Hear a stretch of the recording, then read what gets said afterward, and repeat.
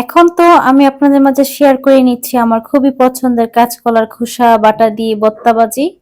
তো শুরুতে আমি কিছু কাঁচকলার খোসা নিয়েছি, সাথে একটা কাঁচকলা নিয়েছি, লবণ আর হলুদ দিয়ে সিদ্ধ করে নিচ্ছি। এখানে ভালো করে সিদ্ধ করে নিতে হবে। এখন ভালো করে সিদ্ধ হয়ে গেছে, আমি পানিটা ছেঁকে পাটায় বেটে নিচ্ছি। আপনারা চাইলে ব্লেন্ডারও ব্লেন্ড করে নিতে পারবেন। আমি ক্যামেরা অফ করে ভালো করে মিহি করে বেটে নিব।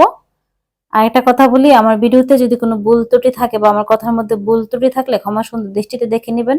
এখানে পরিমাণ মতো সরিষার তেল দিয়ে পেঁয়াজ কুচি দিয়ে ভেজে নিচ্ছি।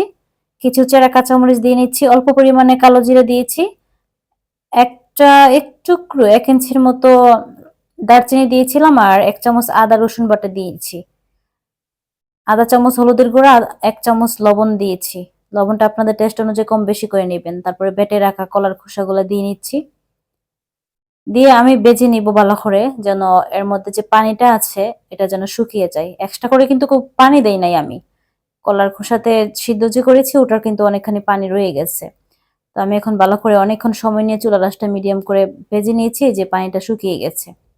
তো এই পর্যায়ে নামিয়ে নিব। নামানোর আগে অল্প পরিমাণে জিরার গুঁড়া দিয়ে নিব।